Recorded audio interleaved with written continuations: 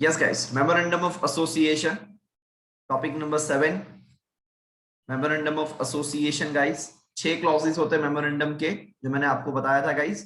जैसे ये बच्चा इस धरती पे आता है, कोई भी बच्चा जन्म लेता है तो उसका नाम रखते हैं पहले, ठीक वैसे ही कंपनी में मेमोरेंडम के अंदर सबसे पहले नेम क्लॉज होता है।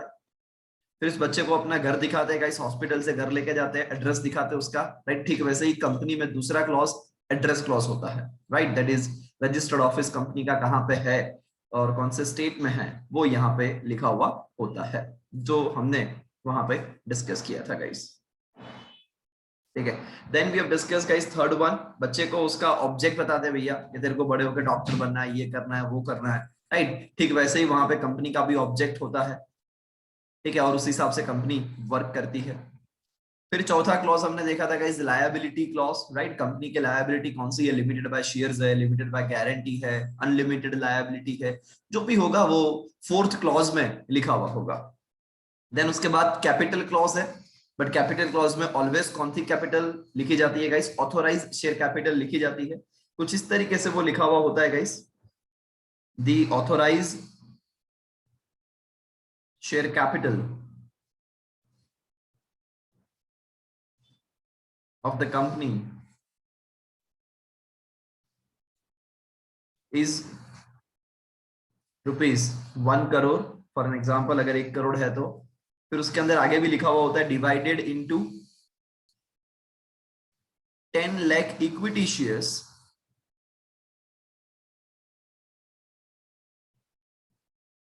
Of ₹10 each.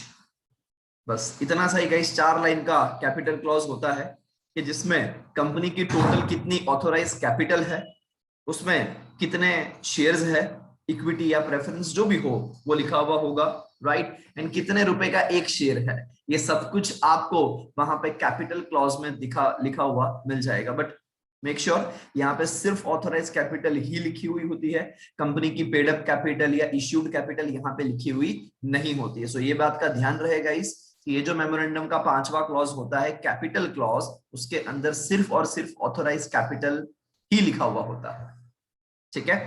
देन उसके बाद गाइस 6th क्लॉज है, छठा क्लॉज, जिसको बोलते हैं सब्सक्रिप्शन क्लॉज। अभी ये जो बच्चा अपने माँ बाप को बोल रहा था ना कि भैया आपने अथॉरिटी तो दे दी, राइट, अभी मेरी कंपनी में सब्सक्राइब तो कीजिए, मतलब शेयर्स तो लीजिए मेरी कंपनी के, या मुझे पैसा तो दीजिए मेरा ड्रीम फुलफिल करने के लिए। ठीक वैसे ही गाइस सब्सक्रिप्शन क्लॉज होता है मेमोरेंडम के अंदर।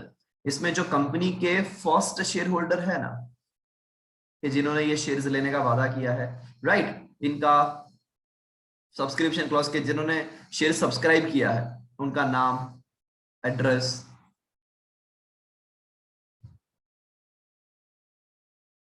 उनका ऑक्यूपेशन, फिर उसके सामने उन्होंने कितने शेयर्स लिए हैं, नंबर ऑफ शेयर्स सब्सक्राइब्ड, ठीक है। तो ये भी यहाँ पे लिखा हुआ होगा जितने भी शेयर्स उसने लिए होंगे, ठीक है, और उसका सिग्नेचर होगा। यहाँ पे वो अपना सिग्नेचर करेगा कि भैया मैं इतने शेयर्स लेने के वादा करता हूँ। तो जैसे ही कंपनी इनकॉर्पोरेट हो जाएगी ना गाइस, और कंपनी का बैंक अकाउंट ओपन हो जाएगा कंपनी के नाम का, राइट, तो जिस बंदे ने ये शेयर्स को सब्सक्राइब किया है, जितना शेयर्स भी, ठीक है, सपोज 1000 शेयर सब्सक्राइब किया है, तो एक शेयर का वैल्यू ₹10 अगर फेस वैल्यू है, तो उसको ₹10,000 कंपनी के खाते में डालने पड़ेंगे अपने पर्सनल अकाउंट से, राइट, एंड कंपनी उसको 1000 शेयर इश्यू कर देगी। समझना गाइस, उसको कौन सा क्लॉज बोलते हैं, सब्सक्रिप्शन क्लॉज बोलते हैं। जो भी कंपनी के पहले पहले शेयर होल्डर है, राइट, वो लोग का नाम यहाँ पे लिखा हुआ होता है, इसको हम बोलते हैं सब्सक्रिप्शन क्लॉज। ये एक ऐसा क्लॉज है गाइस जो जो कभी भी चेंज नहीं हो सकता, समझना, it can not be changed at any time. मतलब के गाइस रिलायंस इंडस्ट्रीज लिमिटेड है, वो धीरू भाई अंबानी ने, मुकेश भाई अंबानी ने चालू की थी, प्राइवेट लिमिटेड कंपनी थी। जब 1973 में उन्होंने चालू किया था, 1973 में Reliance was the private limited company. समझना है guys, Reliance industries private limited, right, उन्होंने कोई पब्लिक इश्यू नहीं लाया था, ना ही वो लिस्टेड कंपनी थी। ये धीरूभाई अंबानी ने, मुकेश भाई अंबानी ने चालू की थी, बाप बेटे ने कंपनी। आज भी अगर आप देखोगे गाइस, आज भी भले ही अब तो रिलायंस बहुत बड़ी कंपनी हो गई, उसके 1 लाख शेयर होल्डर से भी ज्यादा शेयर होल्डर्स होंगे, राइट, बट आज भी रिलायंस के मेमोरेंडम में जाके आप देखोगे ना गाइस, तो सब्सक्रिप्शन क्लॉज में कभी भी चेंज नहीं कर सकते। तो आज भी आपको धीरूभाई अंबानी का एंड मुकेश भाई अंबानी का नाम लिखा हुआ मिलेगा कि भैया इन्होंने 10-10 शेयर्स लेके कंपनी की शुरुआत की थी। बिकॉज ये क्लॉज कभी भी चेंज ही नहीं होता है। जो आपकी कंपनी के सबसे पहले शेयर होल्डर्स है, उन्हीं का नाम सब्सक्रिप्शन क्लॉज के अंदर आता है। उसके बाद भले ही उन्होंने शेयर्स बेच दिया हो, धीरूभाई अंबानी तो इस दुनिया में भी नहीं है, राइट, फिर भी उनका नाम यहां से नहीं हट सकता। जब तक रिलायंस जिंदा है, जब तक रिलायंस इंडस्ट्रीज लिमिटेड जिंदा है, राइट, इनका नाम मेमोरेंडम के अंदर रहेगा। ये क्लॉज को आप कभी भी चेंज नहीं कर सकते my dear friends. So yes guys, there are 6 clause. आप लोग मेरे साथ ये 6 के 6 क्लॉज का नाम बोलोगे गाइस, राइट, आप लोग भी वहां पे बोलोगे। Name clause, address clause, object clause, समझना, liability clause, capital clause, subscription clause. I repeat, name clause, address clause, नाम आया पहले बच्चे का, फिर उसके बाद उसको उसका घर दिखाया, राइट, फिर वो इस धरती पे क्यों आया है वो ऑब्जेक्ट बताया, एंड फिर उसकी लायबिलिटी का एहसास करवाया उस बच्चे को। फिर बच्चा बोला अरे पापा अथॉरिटी तो दो, बड़ा हो गया अब तो, ठीक है, एंड फिर ये अथॉरिटी फुलफिल करने के लिए पैसा तो दो। सो मतलब कंपनी के पास पैसा कहां से आता है? 5वां क्लॉज कैपिटल क्लॉज होता है कि जिसमें ऑथोराइज शेयर कैपिटल लिखी हुई होती है, जो हमने डिस्कस किया गाइस। एंड छठा क्लॉज सब्सक्रिप्शन क्लॉज होता है कि जिसमें जितने भी फर्स्ट शेयर होल्डर है, 1 2 3 4 जितने भी है, राइट, वो सबका नाम, एड्रेस, ऑक्यूपेशन, सिग्नेचर, कितने शेयर्स उन्होंने सब्सक्राइब किए हैं, राइट, वो सारी चीजें यहाँ पे लिखी हुई होती है। समझना guys. So total there are 6 clause in the memorandum of association. ठीक है, देखते हैं guys, memorandum of association read करते हैं।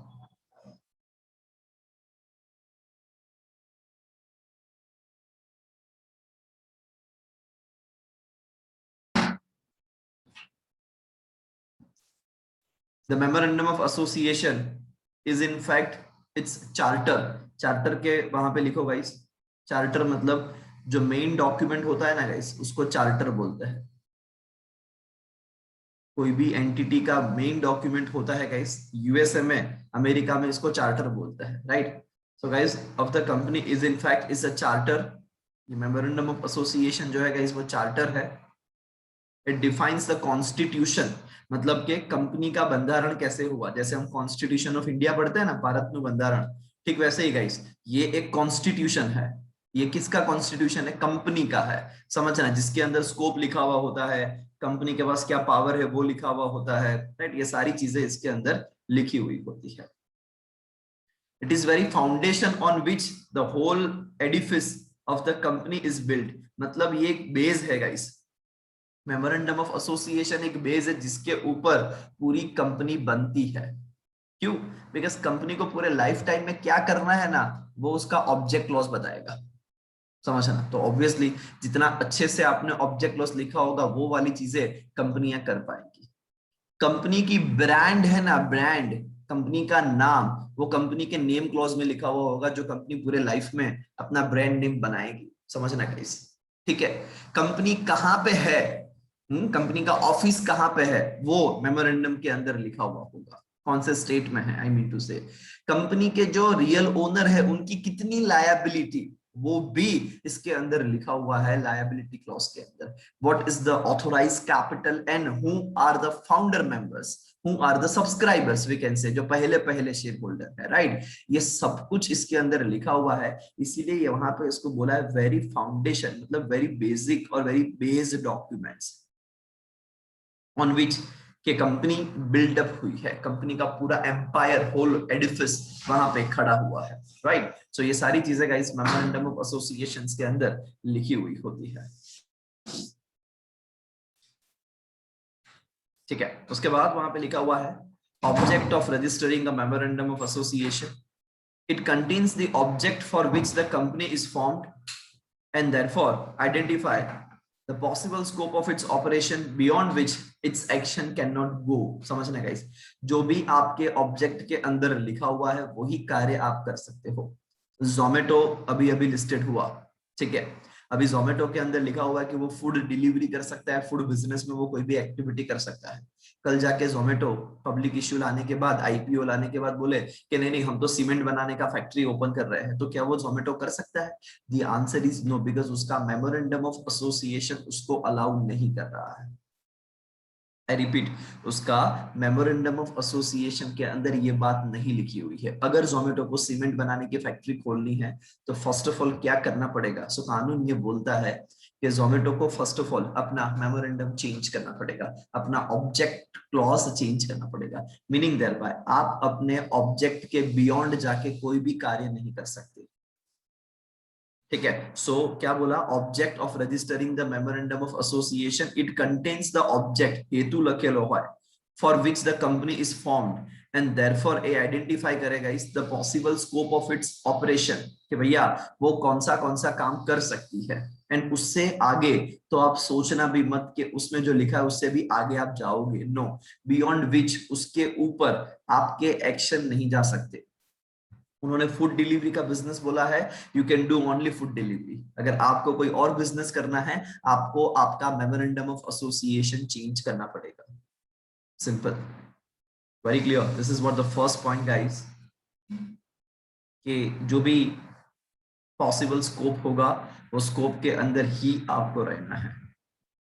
सो possible scope is there, you cannot go beyond the scope.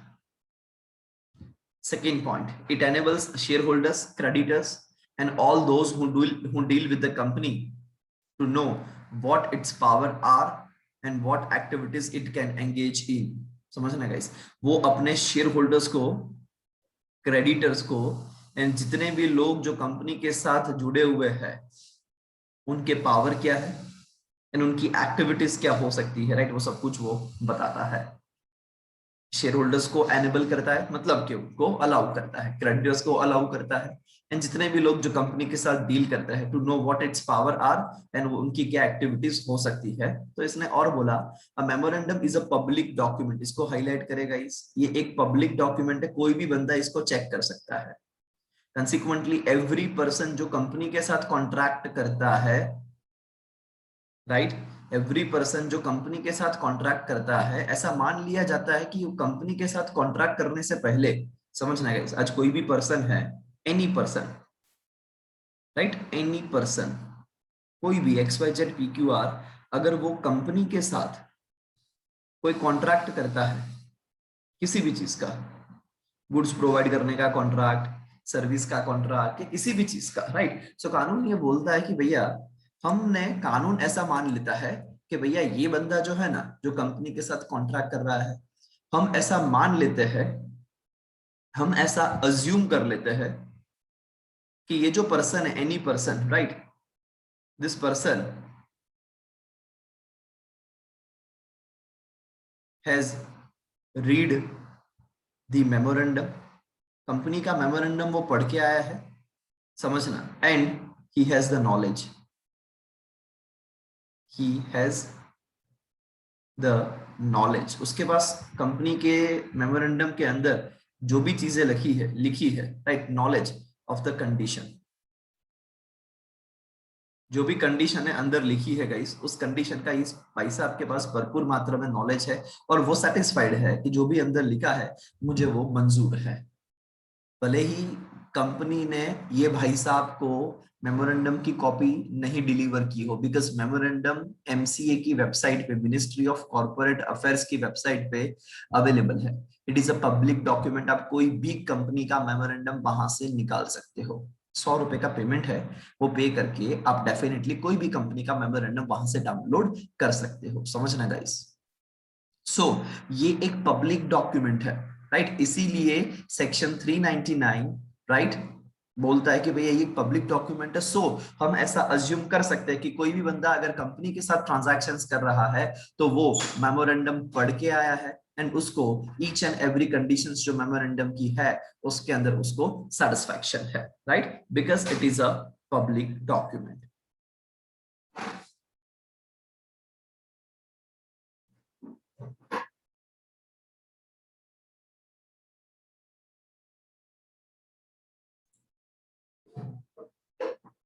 The shareholders must know the process for which his money can be used by the company and what risk he is taking in making the investment.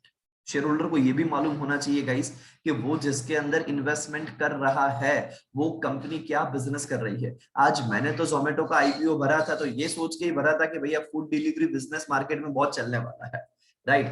Food delivery business market में बहुत चलने वाला है तो Zomato next 10 years तक तो definitely grow करेगा ही करेगा और मेरा रिटर्न मुझे मिलेगा, समझना। ये सोच के ही मैंने पैसा डाला। अभी कल जाके जोमेटो ऐसा बोले नहीं नहीं मैं तो सीमेंट बनाऊंगा तो मेरे इन्वेस्टमेंट का तो पानी हो जाएगा ना जो मैंने सोचा था, राइट। इसीलिए गाइस मेमोरेंडम को इतना इजीली वो लोग चेंज नहीं कर सकते, करना भी है तो उनको मेंबर्स की अप्रूवल लेनी पड़ती है, समझना गाइस, राइट। सो क्या बोला यहाँ पे, the share holders must know the process purpose must know the purpose for which his money can be used by the company. मतलब कि इवन आपको मालूम है कि जोमेटो ने आईपीओ लेके आया ना तो जोमेटो ने है ना प्रोस्पेक्टस इश्यू किया था।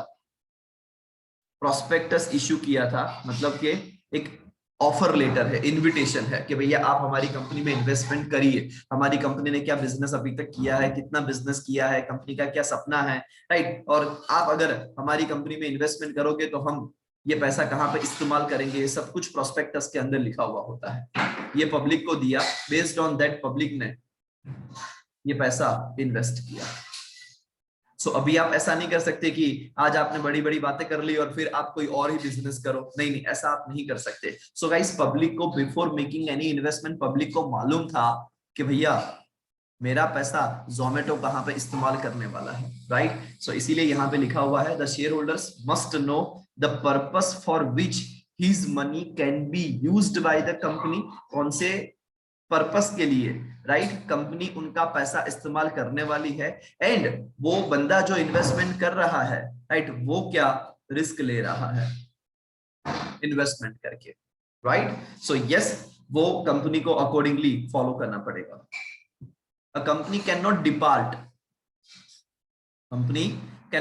from the provisions contained in the memorandum, however imperative may be the necessity for the departure। मतलब कि कंपनी अपने मेमोरेंडम की प्रोविजंस को इग्नोर नहीं कर सकती, कंपनी मेमोरेंडम को अवॉइड नहीं कर सकती, चाहे कितना भी नेसेसरी क्यों ना हो गया हो कि भैया अब तो ये कर और मर की स्थिति है, इधर मेमोरेंडम का त्याग करो या मर जाओ। तो कंपनी को मर जाना पसंद करना है बट कंपनी को कभी भी मेमोरेंडम का त्याग नहीं करना है। जो मेमोरेंडम के अंदर लिखा है वही चीजें कंपनी को फॉलो करनी है रिगोरियसली, राइट। कंपनी के पास कोई ऑप्शन नहीं है।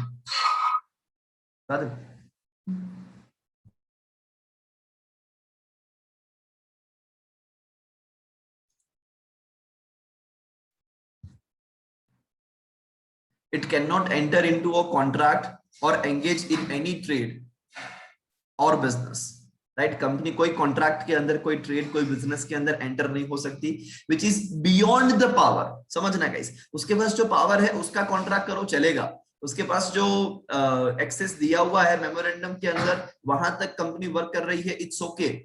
बियॉन्ड द पावर जाने का सोचा ना तो गाइस कानून आपको नहीं छोड़ेगा। इफ इट डज सो, अगर उसने ऐसा किया, अगर कंपनी बियॉन्ड द पावर गई, it would be ultra Beerus and the company and void. मतलब कि अगर वो कंपनी वहां पे ज्यादा ऊपर जाती है, मतलब कि जो पावर नहीं है, अल्ट्रा वीरस का मतलब होता है गाइस, अल्ट्रा वीरस का मतलब होता है अल्ट्रा मतलब beyond,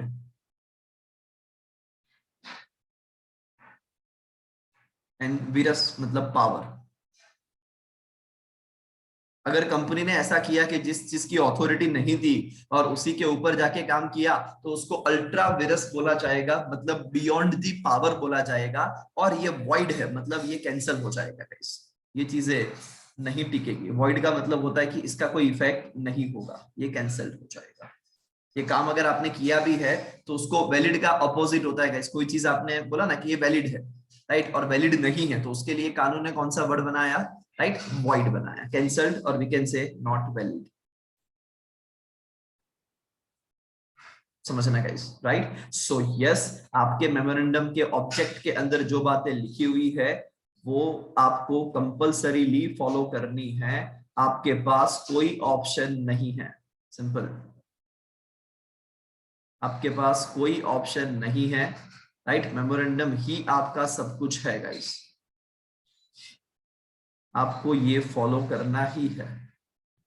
you don't have any other aspects. Very clear. ये ऑब्जेक्ट के बियॉन्ड आप नहीं जा सकते गाइस, समझना।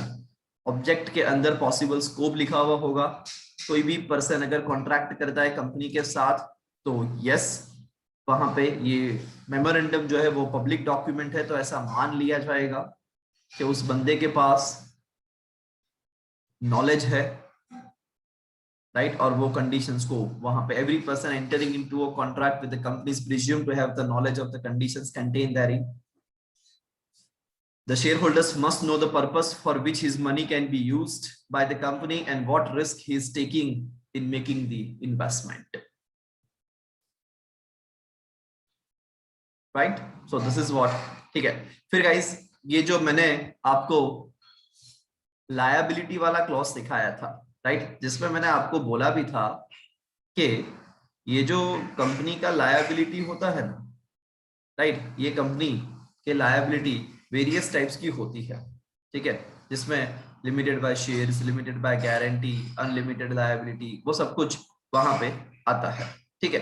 सो अभी उसमें कि अगर आपकी कंपनी जिसकी जिसकी जो लायबिलिटी है ना, वो लायबिलिटी के हिसाब से उसका मेमोरेंडम एंड आर्टिकल्स, उसका ड्राफ्ट भी अलग अलग होता है, समझना है इस, वो लायबिलिटी के हिसाब से मेमोरेंडम एंड आर्टिकल्स का ड्राफ्ट फॉर्मेट भी अलग अलग होता है। जैसे मैंने आपको बताया था माय डियर फ्रेंड्स कि लायबिलिटी के हिसाब से, right, there are two liabilities. एक किसी भी चीज की लिमिटेड लायबिलिटी होती है एंड दूसरा अनलिमिटेड लायबिलिटी होती है। अगर लिमिटेड लायबिलिटी है तो लिमिटेड लायबिलिटी में भी दो है, राइट, एक लिमिटेड बाय शेयर्स होता है एंड दूसरा लिमिटेड बाय गारंटी होता है। लिमिटेड बाय गारंटी में भी दो चीजें है गाइस, एक हैविंग नो शेयर कैपिटल है कि जिसमें उनके पास कोई शेयर्स नहीं है, एक हैविंग शेयर कैपिटल है कि जिसमें लायबिलिटी भी लिमिटेड बाय गारंटी है और उनके पास शेयर्स भी है। ये दोनों चीजें वहां पे कंसीडर की जाएगी, समझना है।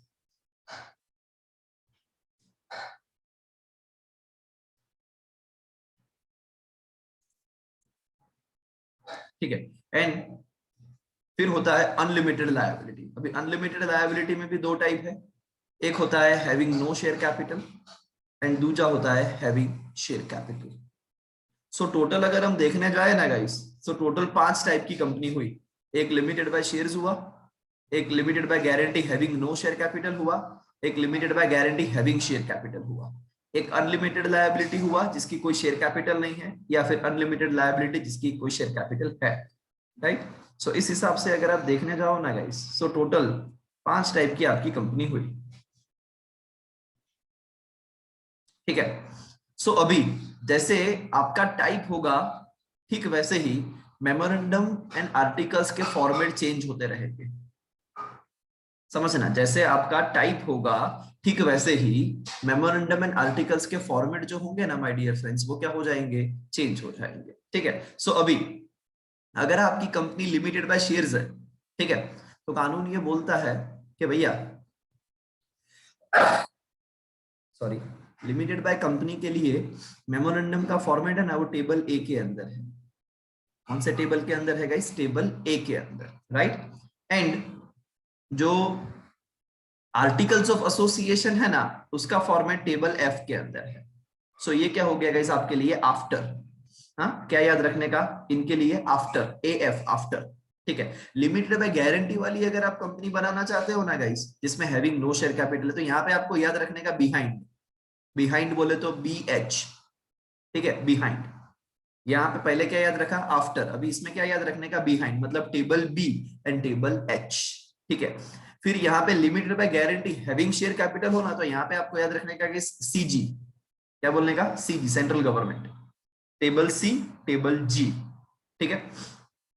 फिर अगर आपकी कंपनी अनलिमिटेड लायबिलिटी वाली है ना, जिसमें कोई शेयर कैपिटल नहीं है, तो इसमें क्या याद रखने का पता है, आज तो बजेगा क्या, डीजे, ठीक है, क्या याद रखने का गाइस, डीजे अनलिमिटेड लायबिलिटी है जिसकी कोई शेयर कैपिटल नहीं है, राइट। तो वहां पे टेबल डी आएगा आपका मेमोरेंडम का फॉर्मेट, एंड आर्टिकल्स का फॉर्मेट जो है ना गाइस वो टेबल जे आएगा, ठीक है। फिर अगर आपकी कंपनी अनलिमिटेड लायबिलिटी वाली है जिसमें हैविंग शेयर कैपिटल है, मतलब शेयर कैपिटल है, ठीक है। आप लोग को मालूम है गाइस, अगर एक गुजराती पापा, राइट, अपनी बीवी को मतलब के अपनी मम्मा को बुलाते हैं, ठीक है, तो वो नाम से नहीं बुलाते ना, तो ऐसे बोलते हैं अली ओए सांभळने, राइट। सो मम्मा अगर किचन में है या बालकनी में है तो जोर से बोलती है ये आई, ऐसे करके वो बोलती है, राइट। सो ठीक वैसे ही गाइस यहाँ पे अगर अनलिमिटेड लायबिलिटी वाली कंपनी है जिसमें हैविंग शेयर कैपिटल है, तो यहाँ पे जो आपको याद रखना है वो क्या है, टेबल ई, टेबल आई, ई आई ऐसे करके आपको याद रखना है, ठीक है। So total there are 5 types of liability: limited by shares, limited by guarantee जिसमें शेयर कैपिटल नहीं है। हाँ, अगर आपको मेरे फॉर्मेट में याद रखना है तो पहले शेयर कैपिटल नहीं है वो वाली चीज पहले लिखने के, हैविंग नो शेयर कैपिटल, ठीक है। So limited by shares, limited by guarantee, having no share capital, by guarantee having share capital, unlimited liability, having no share capital, unlimited liability, having share capital. ठीक इस हिसाब से आपको इसको याद रखना पड़ेगा, ठीक है। सो कैसे याद रखेंगे, आफ्टर, बिहाइंड, सीजी, डीजे, ई आई, ठीक है। कुछ इस हिसाब से अगर आप याद रखोगे गाइस, सो ये हो जाएगा, ठीक है। इसको आप फटाफट कॉपी कर लो ना, so that I can proceed further. सिर्फ इतना पोर्शन लायबिलिटी वाला जो मैंने आपको ये टेबल लिखवाया, सिर्फ इतना पोर्शन आप कॉपी कर लो फटाफट, this much.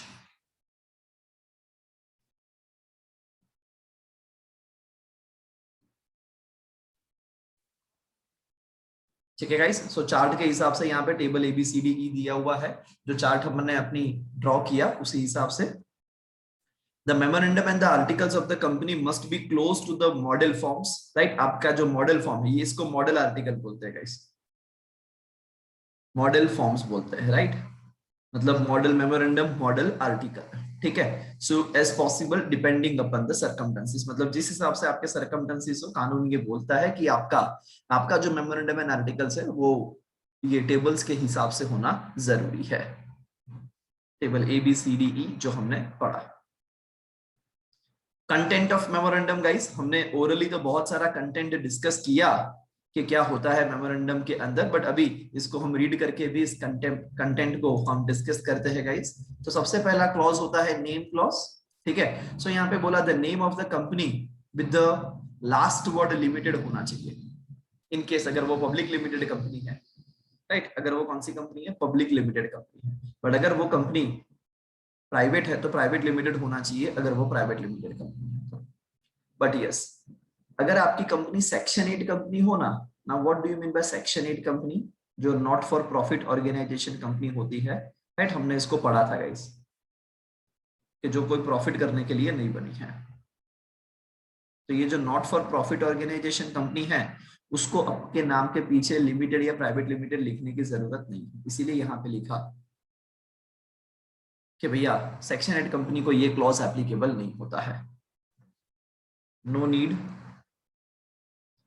To write the word private limited या फिर लिमिटेड।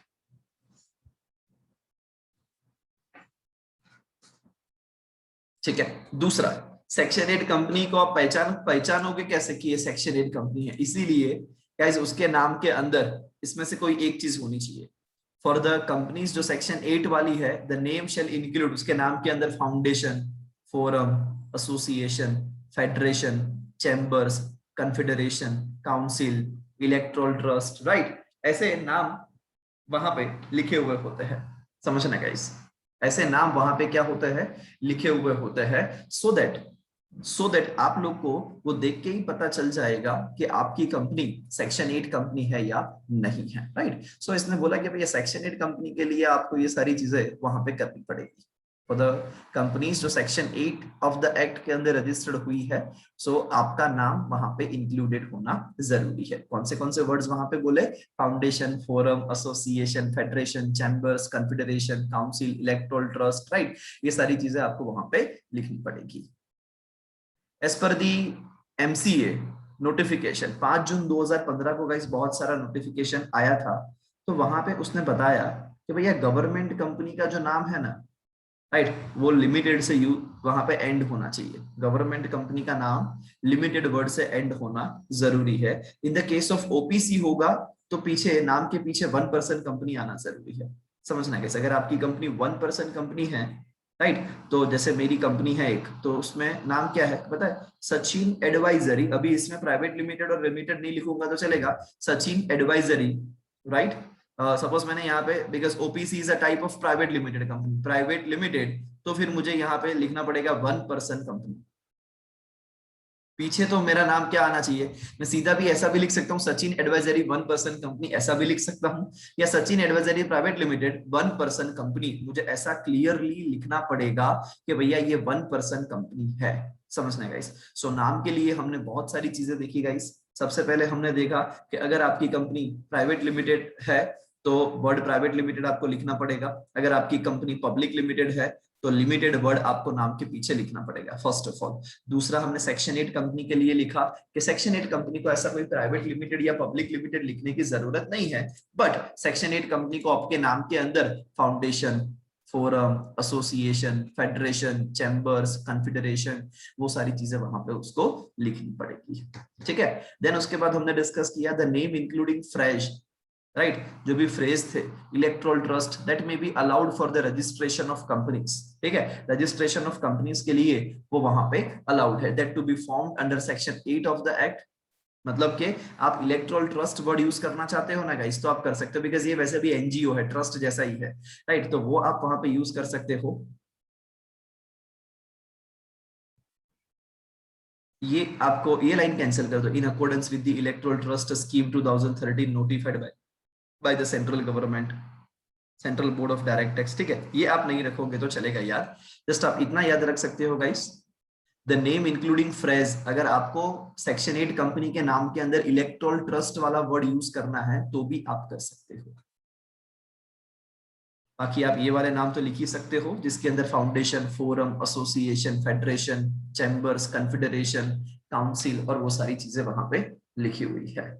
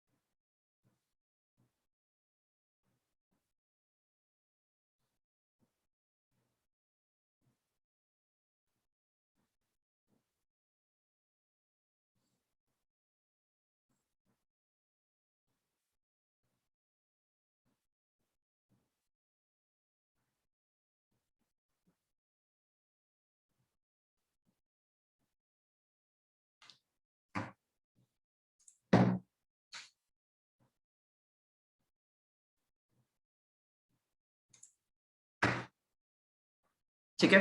फिर उसके बाद गाइस, ये जो आर्टिकल्स ऑफ एसोसिएशन अपन पढ़ेंगे ना, जिसने भी मेरे को एक मैसेज किया है, उसके अंदर बाकी के टेबल्स आएंगे, राइट? यहाँ पे वो आर्टिकल्स के टेबल है एफ वाले, तो वो यहाँ पे अपन डिस्कस करेंगे, right? No need to worry.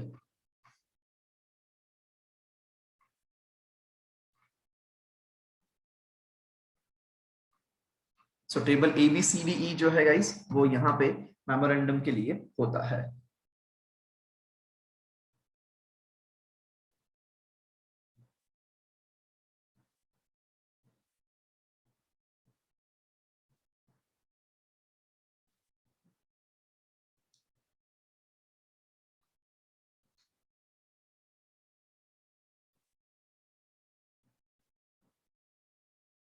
ठीक है, फिर उसके बाद गाइस सेकंड क्लॉज होता है।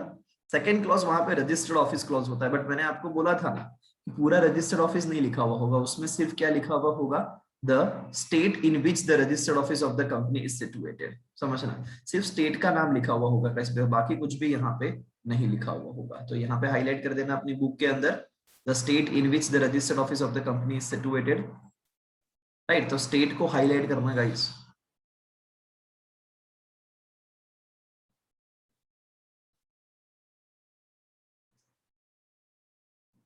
फिर उसके बाद ऑब्जेक्ट क्लॉज लिखा हुआ होगा गाइस, वो भी मैंने आपको बताया। राइट, कि जैसे ये देखो यहाँ पे लिखा हुआ है अंबुजा सीमेंट लिमिटेड, तो उसके main object and ancillary objects लिखे हुए होते हैं ना। राइट, ठीक वैसे ही guys, the object for which the company is propose to be incorporated and any matter consider necessary in the furtherance, मतलब आगे कंपनी को बढ़ाने के लिए।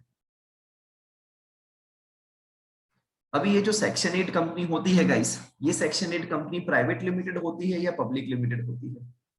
सो गाइस ये कोई भी हो सकती है। सेक्शन 8 कंपनी प्राइवेट लिमिटेड भी हो सकती है, सेक्शन 8 कंपनी पब्लिक लिमिटेड भी हो सकती है। At the time of incorporation आपको डिसाइड करना पड़ेगा कि ये कंपनी कौन सी है। अब जैसे ये कंपनी होगी, राइट, सपोज ये कंपनी, और बट इतना फिक्स है कि सेक्शन 8 कंपनी की जो लायबिलिटी होती है ना गाइस, ये लायबिलिटी लिमिटेड होनी चाहिए। अनलिमिटेड लायबिलिटी के साथ सेक्शन 8 कंपनी इनकॉर्पोरेट नहीं हो सकती, इधर लिमिटेड बाय शेयर्स होगी या लिमिटेड बाय गारंटी होगी। राइट, अभी अगर वो लिमिटेड बाय शेयर्स है तो उसके लिए भी यही टेबल आएगा, टेबल ए आएगा।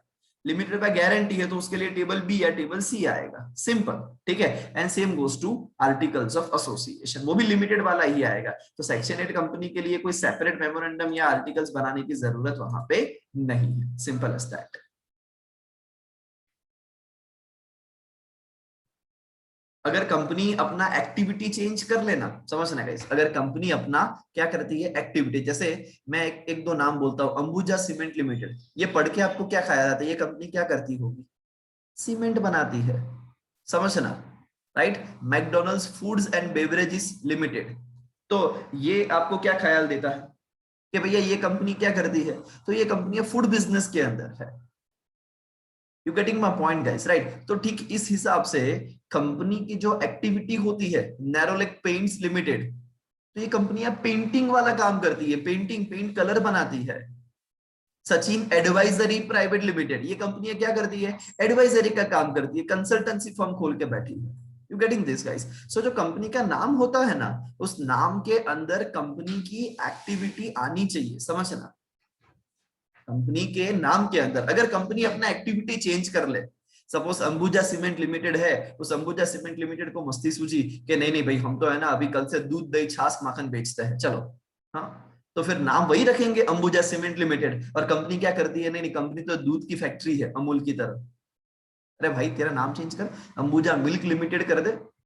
You getting this, right? या अंबुजा डेयरी प्रोडक्ट लिमिटेड कर दे, बिकॉज तू डेयरी प्रोडक्ट का बिजनेस में लग गया है। You getting my point guys? So यहाँ पे वही चीज लिखा है, इफ एनी कंपनी अपना एक्टिविटी चेंज करती है जो उसके नाम के अंदर रिफ्लेक्ट न हो, तो उस कंपनी को क्या करना पड़ेगा? It shall change it's name in line with the activities. आपको आपका नाम चेंज करना पड़ेगा 6 महीने के अंदर अंदर from the change of activity. मतलब कि अगर आप अपना ऑब्जेक्ट चेंज करते हो एंड आपका नया वाला ऑब्जेक्ट आपके नाम के अंदर नहीं दिख रहा है ना, तो आपको ऑब्जेक्ट के साथ साथ अपना नाम भी चेंज करना पड़ेगा, समझे?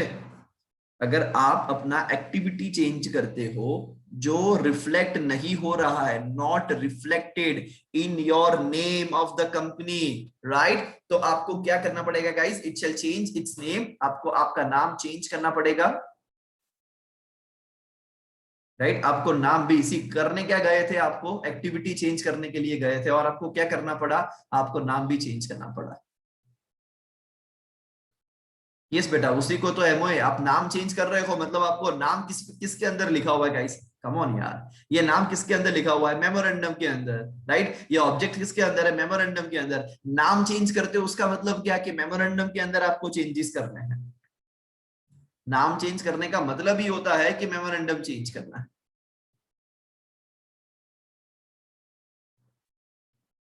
Yes Sufiyan, Sachin advisory private limited सच में एग्जिस्ट करती है। राइट, आप लोग के डाउट्स गाइस मैं ये टॉपिक खत्म होने के बाद लूंगा।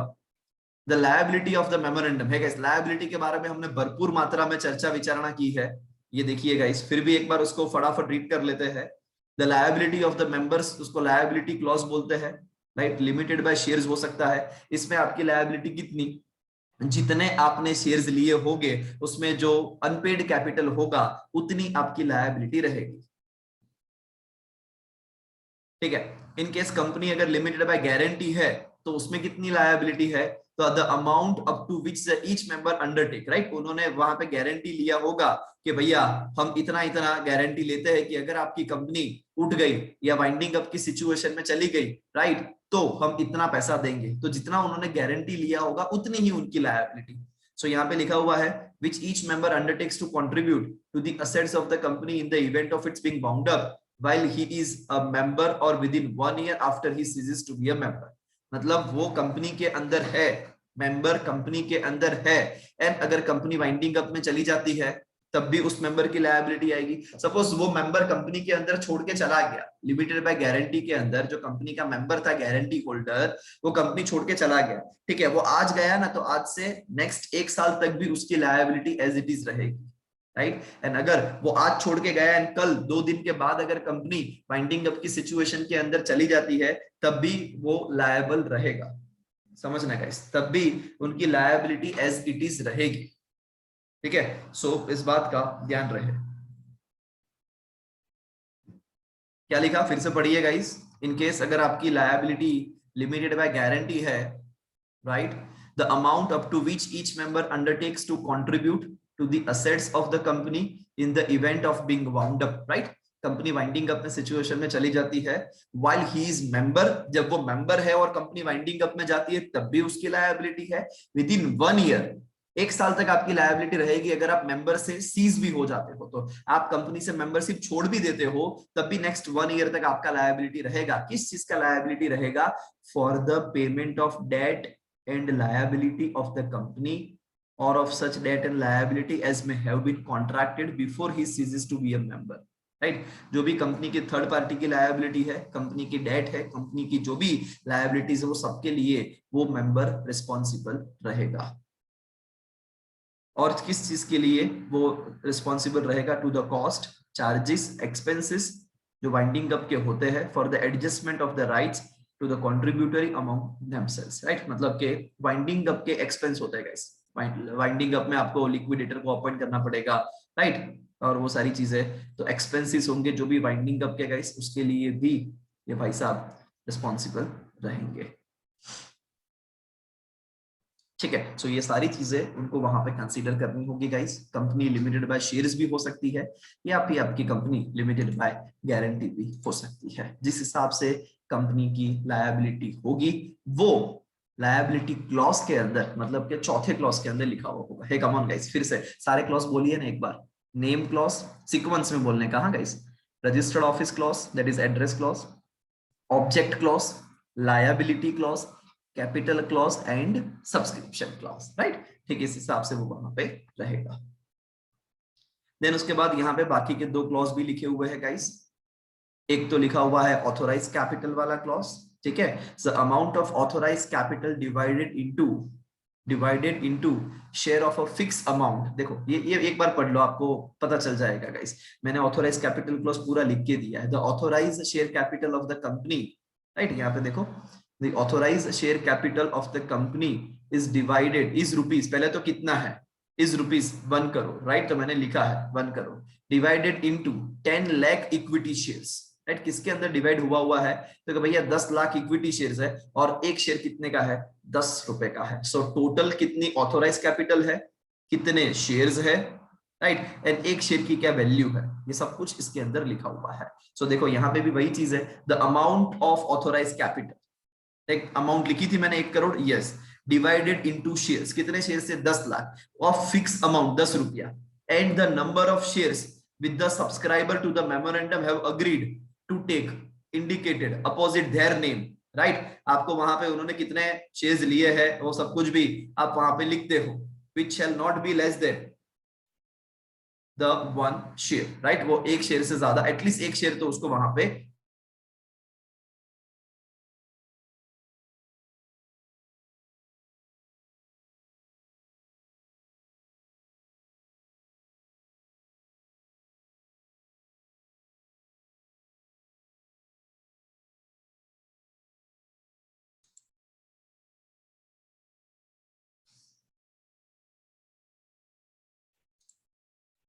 मेरी आवाज आ रही है ना? ओके चलो ग्रेट, ठीक है। Yes guys, so capital clause हमने देखा पहले। कैपिटल क्लॉज के अंदर कितनी कैपिटल है, क्या है, वो सब कुछ आपको वहां पे लिखना पड़ेगा। ऑथोराइज शेयर कैपिटल के बारे में आपको वहां पे मेंशन करना पड़ेगा, ठीक है। देन उसके बाद वहां पे association clause, the desire of the subscribers to be formed into a company. समझना है कैसे, यहाँ पे क्या किया इन्होंने कि इन्होंने दोनों चीज साथ में लिख दी कैपिटल क्लॉज के अंदर। कैपिटल क्लॉज के अंदर आपके जो मॉड्यूल है उसके अंदर दोनों चीजें लिख दी। एक तो ऑथोराइज शेयर कैपिटल के बारे में भी लिख दिया, राइट, एंड दूसरा कि भैया सब्सक्राइबर्स कितने शेयर्स लेते हैं वो भी यहां पे लिख दिया है। आप पढ़ोगे ना तो आपको पता चलेगा। देखो, the amount of authorise share capital divided into the shares into the fix amount and the number of shares with the subscriber to the memorandum, जो वो अग्री कर रहे हैं कि वो लोग लेंगे, और उनके नाम के आगे ही देखो मैंने भी नाम के आगे लिखा कि वो लोग कितने शेयर्स लेने वाले हैं, राइट। सो यस, वो लोग वहां पे नाम के आगे ऐसा लिख रहे हैं, देखो, instead indicated opposite their name which shall not be less than one share। At least एक शेयर तो लेना ही पड़ेगा ना, अदरवाइज तो आपने लिया क्या। हाँ, मिनिमम एक शेयर तो आपको लेना पड़ेगा गाइस, उससे पहले तो आप क्या नहीं हो सकते, कंपनी के सब्सक्राइबर नहीं हो सकते। Company not having share capital need not have this clause. अगर कंपनी की कोई शेयर कैपिटल ही नहीं है, ऐसा हो सकता है, यस, हमने अभी अभी देखा, ऐसा भी तो हो सकता है ना कि company does not have any share capital, right. तो उस केस के अंदर उसको क्या करने की जरूरत नहीं है। तो कानून ये बोलता है कि अगर आपकी कंपनी की कोई शेयर कैपिटल ही नहीं है तो आपको वहां पे कोई सब्सक्रिप्शन क्लॉज जैसा नाम लिखने की जरूरत नहीं है, ये क्लॉज की आपको जरूरत नहीं पड़ेगी, ठीक है। एंड फिर उन्होंने वहां पे छठा क्लॉज जो नाम दिया ना गाइस, बिकॉज पांचवा एंड छठा जो मैंने आपको सिखाया वो एक ही के अंदर डाल दिया। छठा क्लॉज ये लोग नाम दे रहे हैं एसोसिएशन क्लॉज। क्या नाम दे रहे हैं ये? Association clause. क्या बोला? The desire of the subscriber to be formed into a company the memorandum shall conclude with the association clause. मतलब कि वो लोग ऐसा, एवरी सब्सक्राइबर जो होंगे ना मेमोरेंडम के, वो लोग एटलीस्ट एक शेयर ले रहे हैं और वो ऐसा लिख रहे हैं अपने नाम, number of shares taken against him, right. तो यस गाइस, यहाँ पे सब कुछ है तो वही, देखो मैंने भी आपको यही बताया कि उनको अपना नाम लिखना है, एड्रेस लिखना है, ऑक्यूपेशन लिखना है, कितने शेयर्स वो ले रहे हैं वो वहां पे लिखना है, राइट। तो हम गाइस सिर्फ ये सब्सक्रिप्शन क्लॉज की जगह पे नाम क्या याद रखेंगे? एसोसिएशन। सब्सक्रिप्शन क्लॉज ही उसको बोला जाता है, बट आपको समझाने के लिए वहां पे मॉड्यूल के अंदर एसोसिएशन क्लॉज लिखा हुआ है, सो हम भी उसको एसोसिएशन क्लॉज की तरह ही ट्रीट करेंगे।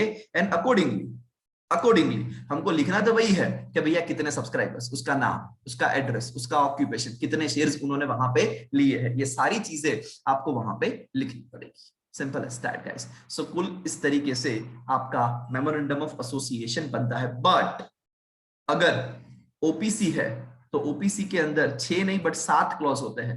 ये 7th क्लॉज जो मैं अभी लिखने के लिए जा रहा हूं guys, this is specifically for OPC. अगर किसी ने 1% कंपनी खोला है, राइट, तो यस, ये 1% कंपनी के लिए ये 7वां क्लॉज है गाइस, जो बात करता है, ये 7वें क्लॉज जो है गाइस, राइट, उसको वहां पे हम क्या बोलेंगे? 7th क्लॉज का नाम। 1% कंपनी के अंदर मैंने आपको बताया था कि अगर मेंबर इसके अंदर एक ही मेंबर होता है, अगर उस मेंबर की डेथ हो गई तो वहां पे कंपनी बंद ना हो जाए, right, because company perpetual succession है, मेंबर्स में कम मेंबर्स में go but company goes forever, right, पढ़ाया था मैंने फर्स्ट लेक्चर के अंदर। सो यहाँ पे ये जो वहां पे 7th क्लॉज है उसको हम बोलेंगे गाइस नॉमिनेशन क्लॉज।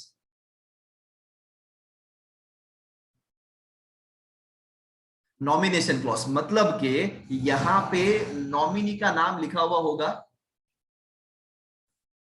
कि अगर सोल मेंबर जो है, एक ही मेंबर है, अगर उसकी डेथ हो गई, अगर उसकी डेथ हो गई तो ये जो नॉमिनी है 1% कंपनी का, राइट, वो वहां पे इस ओपीसी का चार्ज संभालेगा।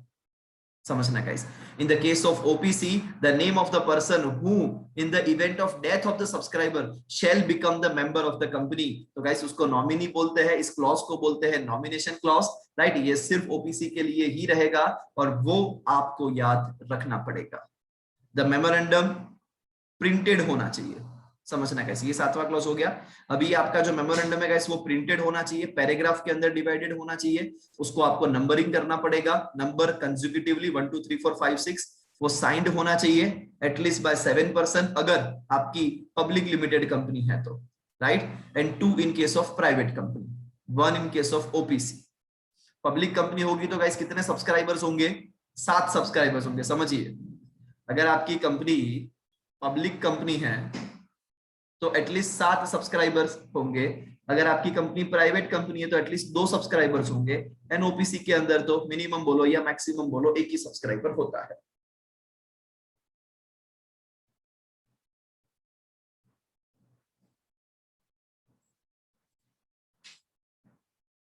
ठीक है, सो कुछ इस हिसाब से आपको ये लिखना पड़ेगा, ये पढ़िए गाइस।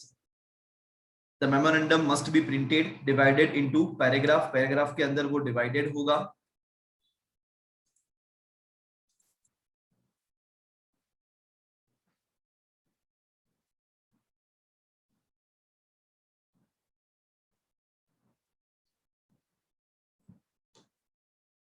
मेमोरेंडम प्रिंटेड होना चाहिए गाइस, पैराग्राफ के अंदर डिवाइडेड होना चाहिए, कंसेक्यूटिवली नंबर्ड होना चाहिए एंड साइंड होना चाहिए। साइन एटलीस्ट कितने लोग को करनी है उसके बारे में हमने देखा, अगर पब्लिक कंपनी होगी तो 7 सब्सक्राइबर साइन करेंगे, प्राइवेट कंपनी होगी तो 2, ओपीसी होगी तो 1 subscribers, right, in the presence of at least 1 witness. Yes guys, यहाँ पे विटनेस भी सिग्नेचर करता है, और वो विटनेस कौन हो सकता है, तो गाइस आप लोग, मतलब चार्टर्ड अकाउंटेंट हो सकता है, मैं कंपनी सेक्रेटरी हो सकता है, कॉस्ट अकाउंटेंट जो कर रहे हैं वो हो सकता है, या कोई एडवोकेट, ये 4 में से कोई एक ही विटनेस होना चाहिए गाइस, और हम लोग उसका चार्जेस लेते हैं। Who will attest the signatures, right, the particulars about the signatories to the memorandum as well as the witness, right, उसका एड्रेस, उसका डिस्क्रिप्शन, उसका ऑक्यूपेशन, वो भी अंदर लिखना पड़ेगा। मैं आपको मेमोरेंडम का कॉपी भी बताऊंगा guys, so no need to worry, so that आपको पता चलेगा कि मेमोरेंडम कैसे दिखता है, राइट। ये इतना खत्म हो जाए उसके बाद मैं आपको मेमोरेंडम का कॉपी भी दिखाता हूँ गाइस अभी। तो यहाँ पे गाइस विटनेस का सिग्नेचर आएगा, विटनेस का नाम आएगा, विटनेस का एड्रेस आएगा, उसका क्या ऑक्यूपेशन है वो भी वहां पे लिखना पड़ेगा।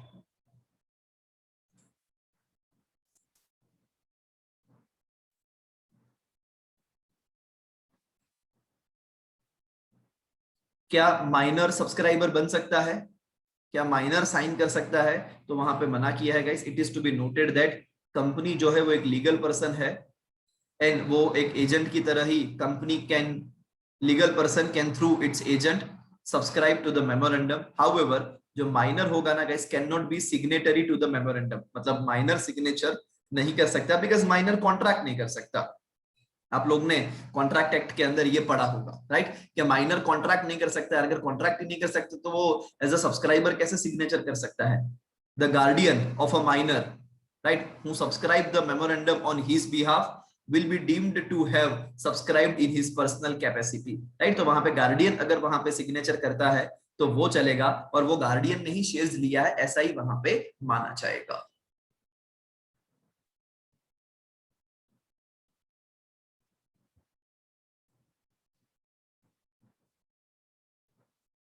ठीक है, सो मेमोरेंडम की जो ये बातें हमने देखी गाइस, 6 क्लॉज देखा और 7वां क्लॉज हमने ओपीसी के लिए भी देखा। सो ये क्या बोलता है, the above clauses of the memorandum जो होगा ना guys are called compulsory clause, right, और condition we can say. In addition to this, इसके अलावा भी मेमोरेंडम के अंदर और बातें आप लिख सकते हो, जैसे कि अगर आपने कोई other classes of shares issue किए हैं, जैसे कि फॉर एग्जांपल आपने equity shares with the differential voting right issue किया है,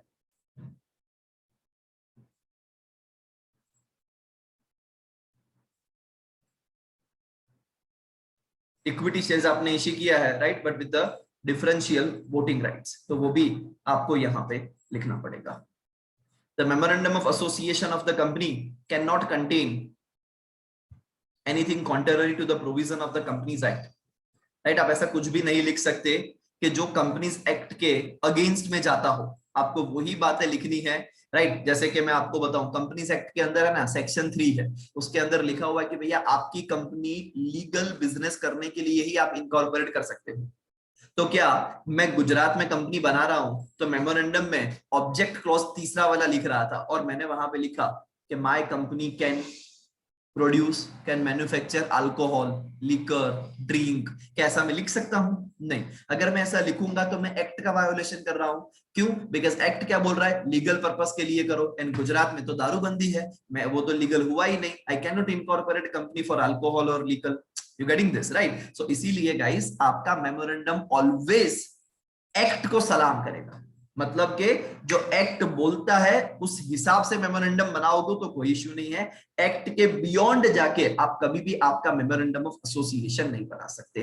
एक और एग्जांपल देता हूं। एक्ट के अंदर लिखा है कि भैया प्राइवेट कंपनी के मिनिमम 2 शेयर होल्डर होने चाहिए। मैं क्या मेरे मेमोरेंडम के अंदर ऐसा लिख सकता हूं? अरे एक्ट तो कुछ भी बोले, मेरी कंपनी में, प्राइवेट कंपनी में सिर्फ एक ही शेयर होल्डर होगा। नहीं, ऐसा मैं नहीं बोल सकता। समझना गाइस, राइट? सो मेमोरेंडम एक्ट के हिसाब से होना चाहिए। आप एक्ट से थोड़ा सा स्ट्रिक्ट बनना चाहते हो ना, तो कोई इश्यू नहीं है। जैसे कि एक्ट के अंदर लिखा है कि प्राइवेट कंपनी में मिनिमम 2 डायरेक्टर होने चाहिए और 2 शेयर होल्डर होने चाहिए। बट आप अपने मेमोरेंडम के अंदर ऐसा लिखना चाहते हो, या आर्टिकल्स ऑफ एसोसिएशन में ऐसा लिखना चाहते हो, भैया मेरी सचिन एडवाइजरी प्राइवेट लिमिटेड में है ना, मिनिमम 3 शेयर होल्डर होने चाहिए, मिनिमम 3 डायरेक्टर। तो मैं एक्ट को तो फॉलो कर ही रहा हूं, एक्ट 2 बोल रहा है वो तो है ही, 2 से ज्यादा ही कर रहा हूं ना, ऐसा मैं कर सकता हूं। बट एक्ट की अगेंस्ट जाके मैं एक नहीं कर सकता। ठीक है? सो उस केस के अंदर मैं वहां पे स्ट्रिक्ट हो रहा हूं। फिर वहां पे आपके जितने शेयर्स होते हैं गाइस, राइट, उतने वोटिंग राइट्स होते हैं। ये सारी चीजें सीए इंटरमीडिएट के सिलेबस के अंदर है गाइस, वो मैं आपको डेफिनेटली इंटरमीडिएट के अंदर पढ़ाऊंगा। If it does, memorandum of association के अंदर कोई वोटिंग राइट नहीं होता है, पहली बात। If it does, the same shall be devoid of any legal effect. अगर मेमोरेंडम के अंदर कोई ऐसी बात लिखी हुई है जो एक्ट से बियॉन्ड की हुई है, तो आप उसके ऊपर कोई लीगल इफेक्ट लेना चाहते हो तो ले सकते हो, राइट? इसकी कोई लीगल इफेक्ट नहीं रहेगी, वो वॉइड हो जाएगा। Similarly all other documents of the company must comply with the provision of memorandum, right? So company के जो जितने भी डॉक्यूमेंट्स होंगे गाइस, वो मेमोरेंडम के हिसाब से चलेंगे। एंड वो सारी बातें मेमोरेंडम की इसके अंदर लिखी हुई होगी। ठीक है गाइस, मैं आपके साथ शेयर करता हूं draft memorandum. Just a minute.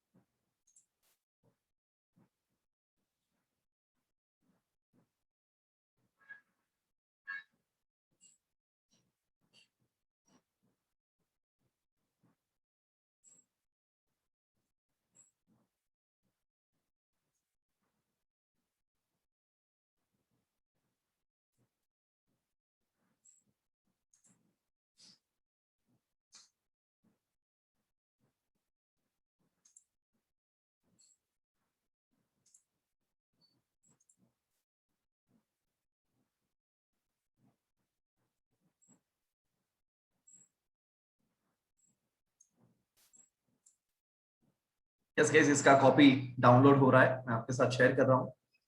Memorandum articles कैसा होता है।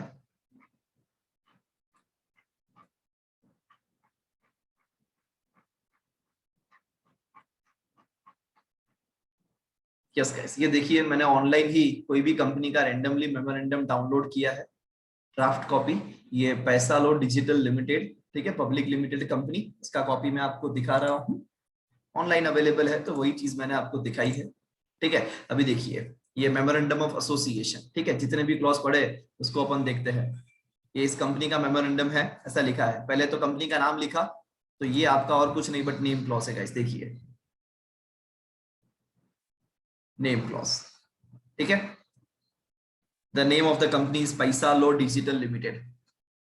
फिर रजिस्टर्ड ऑफिस, क्या यहाँ पे पूरा एड्रेस लिखा है? The registered office of the company will be situated at the national capital territory of Delhi. देखो यहाँ पे सिर्फ स्टेट का नाम लिखा है या टेरिटरी का नाम लिखा है और कुछ भी नहीं लिखा है, राइट। ये सो एंड सो सोसाइटी में है, ये नंबर पे है, ये ब्लॉक नंबर, ऐसा कुछ भी लिखा है क्या? नहीं लिखा है गाइस, समझना, राइट। सो उसमें आपको सिर्फ क्या लिखना है? नेम ऑफ द स्टेट या टेरिटरी, बिकॉज दिल्ली को राज्य नहीं है, दिल्ली टेरिटरी है, कैपिटल टेरिटरी, तो वहां पे वो लिखा हुआ है। फिर वहां पे तीसरा क्लॉज कौन सा होता था guys? Object clause, right. So ये आपका ऑब्जेक्ट लिखा हुआ है। क्या कंपनी के एक से ज्यादा ऑब्जेक्ट हो सकते हैं? यस, ये देखिए रिलायंस के भी अगर आप देखो गाइस, तो रिलायंस के भी कितने सारे ऑब्जेक्ट है। तो आप रिलायंस का मेमोरेंडम जाके देखना, उन्होंने भी चेंज किया, बिकॉज पहले रिलायंस इंडस्ट्रीज लिमिटेड हुआ करता था, राइट। अभी रिलायंस इंडस्ट्रीज लिमिटेड तो जियो का बिजनेस कर रहा है, आजियो करके इनका वहां पे रेडीमेड गारमेंट का एप्लीकेशन है, आप देखोगे तो आजियो, राइट। सो जियो का टेलीकॉम का बिजनेस है, उनका केमिकल का बिजनेस है, राइट। तो बहुत सारे मेन एक्टिविटीज इनकी है। तो क्या ऐसा सब कुछ हम एक साथ बहुत सारी एक्टिविटीज कर सकते हैं? The answer is yes guys. अगर हम एक साथ ज्यादा एक्टिविटीज करना चाहते हैं तो वो कर सकते हैं। बट अगर सर कंपनी मल्टीपल एक्टिविटी करती हो तो रिलायंस के नाम में उसका ऑब्जेक्ट शो करेगा? नहीं बेटा, इसीलिए तो रिलायंस ने क्या वर्ड यूज किया? Industry, right. अगर आप एक से ज्यादा एक्टिविटी कर रहे हो ना, तो आप अपने नाम पे कॉर्पोरेशन वर्ड लगा दो, इंडस्ट्री वर्ड लगा दो, सो दैट लोग एटलीस्ट मिसगाइड तो ना हो। रिलायंस सिर्फ ऐसा बोले रिलायंस रेडीमेड गारमेंट लिमिटेड, तो लोगों को यही लगेगा कि रिलायंस सिर्फ रेडीमेड गारमेंट का बिजनेस कर रहा है। बट रिलायंस तो जियो भी चला रहा है, रिलायंस तो रेडीमेड गारमेंट भी चला रहा है, रिलायंस तो केमिकल भी है। इसीलिए उसने एक वर्ड यूज किया बीच में, क्या? इंडस्ट्री। इंडस्ट्री में आप मल्टीपल एक्टिविटीज कर सकते हो, राइट। किसी ने मेरे को ये मैसेज में डाउट भी पूछा था, तो उसका आंसर आ गया। टाइम आने पे मैं सब कुछ बता दूंगा, ठीक है, बट उसका एक प्रॉपर टाइम आएगा तो आप आपके दिमाग के अंदर उसको एडजस्ट कर पाओगे, राइट। तो कभी कभी आपका क्वेश्चन पढ़ के भी मैं उस टाइम पे आंसर नहीं करता हूँ, रीजन सिर्फ इतना ही, बिकॉज मुझे पता है कि वो पीछे आने वाला है। यस गाइस, तो तीसरा आपका यहाँ पे देखोगे तो ऑब्जेक्ट क्लॉज लिखा हुआ है गाइस, कि जिसके अंदर ये सारे ऑब्जेक्ट मेंशन्ड है। इसमें ये मेन ऑब्जेक्ट है, एक ही कंपनी के 3 ऑब्जेक्ट है। फिर मैंने आपको ये भी बोला था कि कंपनी का एंसिलरी ऑब्जेक्ट्स भी होता है जो रिलेटेड टू मेन ऑब्जेक्ट हो, राइट। बट आपको इतना डिटेल में अभी इसको डिस्कस करने, इसमें बहुत सारे ऑब्जेक्ट्स कंपनी ने डाल दिए होते हैं गाइस, कि कंपनी ये भी कर सकती है, वो भी कर सकती है, राइट। तो ये एंसिलरी ऑब्जेक्ट्स है, तीसरा ही क्लॉज चल रहा है गाइस। फिर उसके बाद ये देखिए गाइस, चौथा क्लॉज जिसको हम बोलते हैं लायबिलिटी क्लॉज। तो ये देखिए गाइस, लायबिलिटी क्लॉज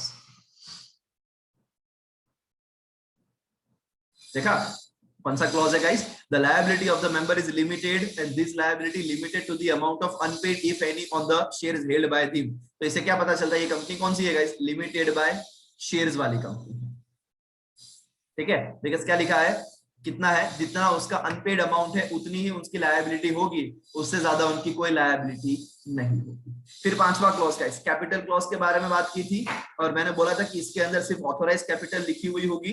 तो ये देखिएगा, इस कैपिटल क्लॉज है, इसके अंदर ऑथोराइज इक्विटी भी है, ऑथोराइज प्रेफरेंस भी है, बट हमको वो वहां पे याद रखने की जरूरत नहीं है। अभी हम थोड़ा सा इजी रखते हैं। देखो इस कंपनी ने क्या लिखा, the authorise share capital of the company is 12 crore, right. 100 crore 25 lakh, 125 crore है, ओके। 125 करोड़ रुपए की इसकी ऑथोराइज शेयर कैपिटल है गाइस। तो यहाँ पे ये लिखा हुआ है 125 करोड़ डिवाइडेड इनटू, उसमें 12 करोड़ के इक्विटी शेयर्स है, 10 रुपए का एक, एंड 50 लाख के प्रेफरेंस शेयर्स है। आप टोटल करोगे 12 करोड़ इंटू 10, राइट। तो वहां पे हो जाएगा 120 करोड़, एंड 50 लाख इंटू 10 मतलब हो जाएगा 5 करोड़। तो 5 करोड़ एंड 120 करोड़ टोटल करोगे तो 125 करोड़ की उसकी कैपिटल हो जाएगी। इसमें इक्विटी एंड प्रेफरेंस दोनों है गाइस, तो उन्होंने दोनों चीजें लिखी हुई है। फिर वहां पे क्या लिखा है, द कंपनी इज ऑथोराइज, कि वो चेंज कर सकती है, इंक्रीज कर सकती है, रिड्यूस कर सकती है अपनी शेयर कैपिटल जिस हिसाब से उसको लगे, कंपनीज एक्ट 2013 का कंप्लायंसेस करके, राइट। ये कंपनी ने क्या लिखा है, तो कंपनी ने जब जब अपना कैपिटल बढ़ाया है ना गाइस, ये उस चीज के बारे में लिखा हुआ है कि कंपनी ने इस तारीख को इतना कैपिटल बढ़ाया, इस तारीख को उतना बढ़ाया, ठीक है। फिर उसके बाद गाइस हमारा छठा क्लॉज है, जो सब्सक्रिप्शन क्लॉज बोलो या एसोसिएशन क्लॉज बोलो, जो भी आपको बोलना है वो आप बोल सकते हो।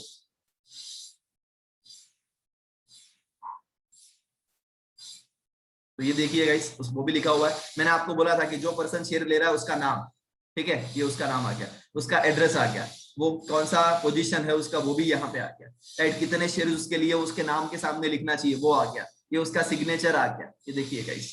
फिर वहां पे ये देखिए ये दूसरे पर्सन का नाम, ठीक है, फिर वहां पे उसका एड्रेस, वो क्या करता है, उसका ऑक्यूपेशन तो बिजनेस है, उसने कितने शेयर्स लिए थे, 10 शेयर्स लिए थे, ये उसका सिग्नेचर है। अभी ये ड्राफ्ट है इसलिए यहाँ पे सिग्नेचर का कॉपी दिया नहीं है। ये उनका विटनेस, मैंने बोला था ना, name and address, description, witness का भी लिखना पड़ेगा। ये देखिए गाइस, ये दोनों का कॉमन विटनेस है, इसीलिए उसने कॉमन में सिग्नेचर की है।